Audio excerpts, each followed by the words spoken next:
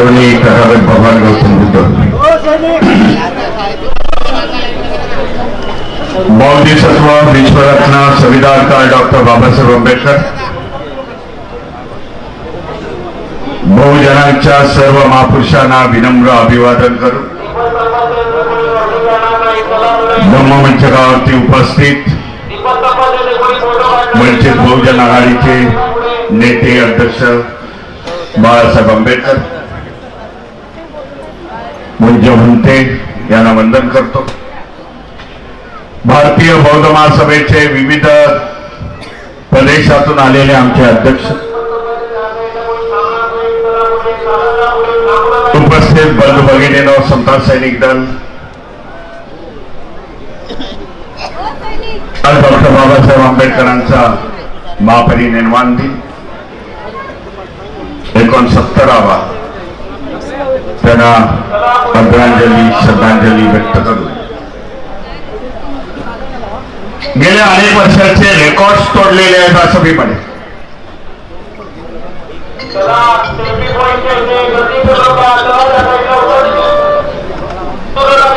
कारण मी साक्षी आहे.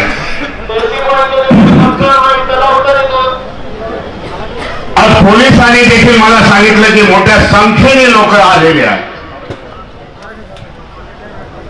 आणि संख्येचे रेकॉर्ड तोडलेले आहेत. का घडलं? लोक आज जागृत झाली. बाबासाहेबांना मानणारे, बाबासाहेबांचे अनुयायी, बहुजन महापुरुषाला मानणारे, जे वंचित आहेत, शोषित आहेत, शेड्यूल कास्ट आहेत, मायनॉरिटीज आहेत, त्यांना कळून चुकलंय की आपल्या हक्क आणि अधिकार कुठेतरी धोक्यामध्ये आलेले आहेत.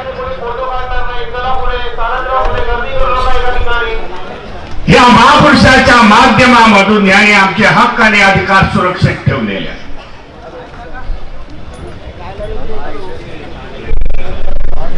म्हणून येथील व्यवस्थेला सांगू इच्छितो,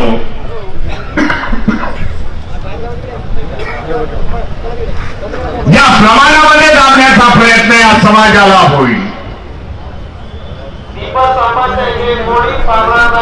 अन्याय होतील, समाजात अधिक गतिमान होऊन उठू नये, आपली संख्या दाखवली. कालच्या 25 नवंबरच्या संविधान के सम्मान में ज्या कार्यक्रमाचं आयोजन करण्यात आलं होतं, तुमचं अभिनंदन करेन. एक निर्णायक ताकद त्या शिवाजी पार्कच्या मैदानामध्ये दाखवून दिली. लाखोच्या संख्येने आलात तिकडे आणि एक संदेश दिला की आम्ही संविधानवादी आहोत. देशामध्ये दोन भाग मी समजतो, एक संविधानवादी आहे, दुसरा संविधानाच्या विरोधामध्ये आहे. संविधानवाद्यांची ताकद वाढवावी लागेल.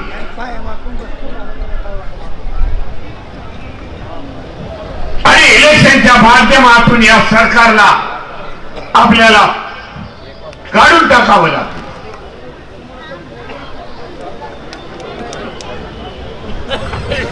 म्हणून समाज एवढ्या मोठ्या संख्येने आज मुंबईच्या दादरच्या चैत्यभूमीमध्ये आला. बाबासाहेबांना नतमस्तक होण्यासाठी. म्हणून आपल्याला आव्हान आहे. आज अनेक संघटना कार्यरत आहेत, परंतु बाबासाहेबांनी ज्या चालवलेल्या संघटना आहेत, बाबासाहेब त्यांचे संस्थापक अध्यक्ष आहेत.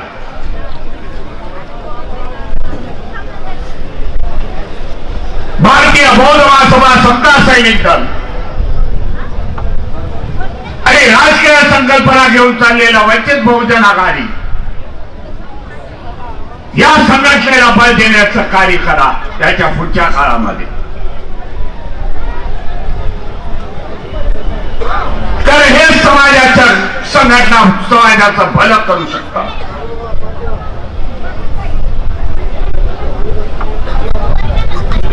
आज या अभिवादन सभेमध्ये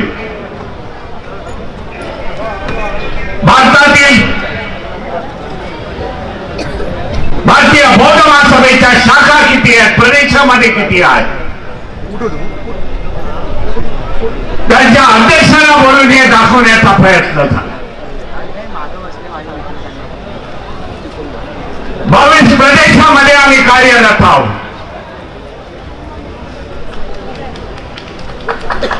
मोठ्या संख्येने तिथे धर्माचा प्रचार आणि प्रसार करत आहोत. धर्म चळवळी संकुचित ठेवली नाही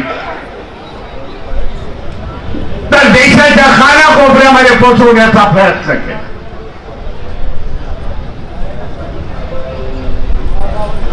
उद्या जेव्हा जनगणना होईल या देशामध्ये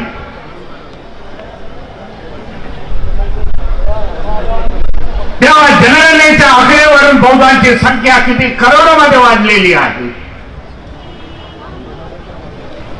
ते येथील व्यवस्थेच्या लोकांना कळेल की बौद्ध धर्म किती गतिमान झालेला आहे.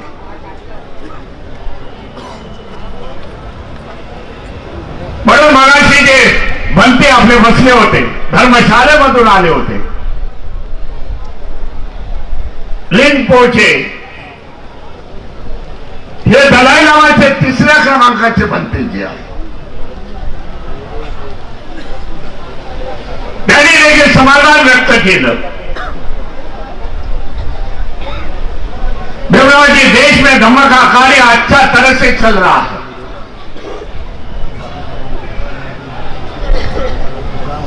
हे बाबासाहेबांना अपेक्षित होत.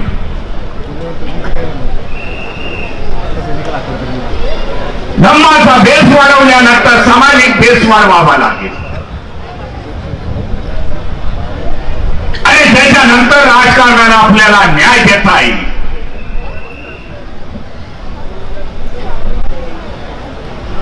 आज देशामधलं वातावरण अतिशय गढूळ झालेला. एक समाज दुसऱ्या समाजाला विरुद्ध दिशेने बघत आहे. भाईचारा जो इतके वर्षावरती जपला होता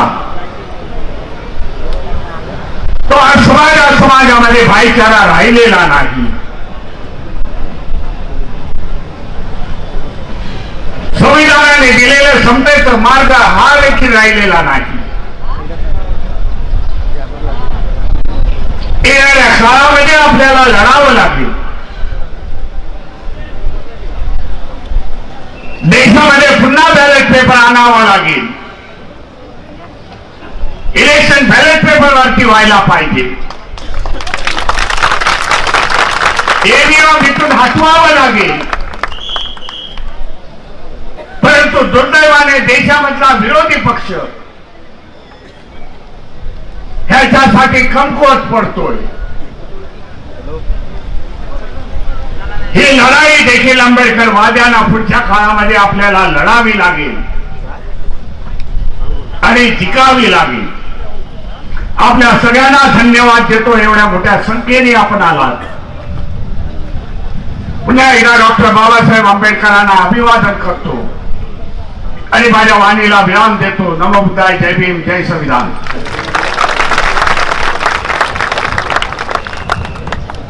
आदरणीय डॉक्टर भीमराव आंबेडकर साहेबांच्या नेतृत्वाखाली बुद्धिस्ट सोसायटी आणि संतांनी धम्म आणि सामाजिक चळवळ अत्यंत गतिमान पद्धतीनं आम्ही सगळे काम करत आहोत.